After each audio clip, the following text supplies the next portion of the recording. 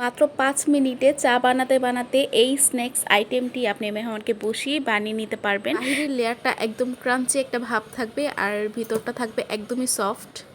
তো চলুন দেখে নেওয়া যাক রেসিপিটা কিভাবে বানালাম। প্রথমে একটা পাউরুটি নিয়ে গোল করে স্লাইস করে কেটে নিতে হবে। আমি একটা কেচের সাহায্যে গোল করে কেটে নিচ্ছি।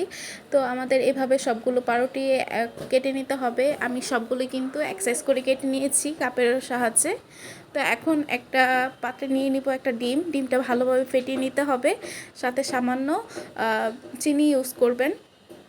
তো সামান্য চিনি দিয়ে এখানে আমি ডিমটা ভালো করে মিশিয়ে নিলাম। এর মধ্যে পাউরুটির স্লাইসগুলো দিয়ে নিয়ে নিতে হবে ব্রেড ক্রাম্বস। আপনাদের বাসায় যদি ব্রেড ক্রাম্বস না থাকে তাহলে পাউরুটির যে সাইডের অংশগুলো কেটে ফেলে না দিয়ে ওইটা দিয়ে কিন্তু ব্রেড ক্রাম্বস বানিয়ে নিতে পারবেন বাসায়। ব্রেডের টুকরোগুলোকে এখন খুব ভালোভাবে আমি ব্রেড ক্রাম্বস দিয়ে কভার করে নেব। সবগুলো কভার করা হয়ে গেলে এখন আমি একটা প্যান বসিয়ে দেব চুলায়। প্যানটা একটু হালকা গরম হয়ে আসলে উষ্ণ গরম হলে এখন পাউরুটির টুকরোগুলোকে আমি দিয়ে দিব। দুইটা দুইটা করে ভেজে নেব।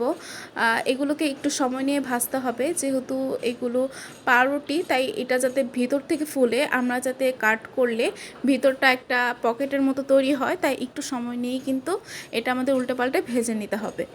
এই তো আমি সময় নিয়ে কিন্তু আস্তে আস্তে করে ভেজে নিচ্ছি। এরপর প্রত্যেকটাই কিন্তু এভাবে ভেজে নেব। আর পাউরুটি যেহেতু অনেক বেশি সফট হয় তাই একটু সাবধানে ভাজতে হবে। সবগুলো পাউরুটি ভেজে নেওয়ার পর এখন একটু ঠান্ডা হতে দেব। ঠান্ডা হয়ে গেলে এখন একটা কেজির সাহায্যে আমি কেটে নিচ্ছি। এরপর দেখুন পাউরুটিগুলো খুব সুন্দরভাবে ফুলেছে। আর ভাজাটা ঠিকভাবে হলে এভাবে কিন্তু আপনার পকেটের মতো একটা মাঝখান দিয়ে জায়গা হয়ে যাবে। এইখানে কিন্তু মেইনলি আমরা পুরটা ভরবো।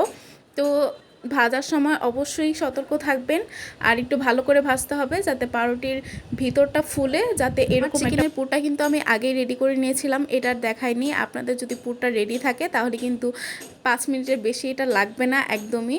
আর এখানে আমি চিকেনের পুর ব্যবহার করেছি, আপনারা চাইলে যে কোনো ভেজিটেবলের পুরও ব্যবহার করতে পারেন। এই তো রেডি হয়ে গেল আমাদের চিকেন পকেট শর্মা।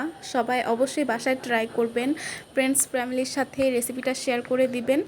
আর ভালো লাগলে লাইক কমেন্ট করে একটা পেজে ফলো দিয়ে রাখবেন। সবাইকে আজকের মতো বিদায় জানাচ্ছি, আবার পরবর্তী রেসিপি নিয়ে হাজির হব। তো সবাইকে আসসালামু আলাইকুম।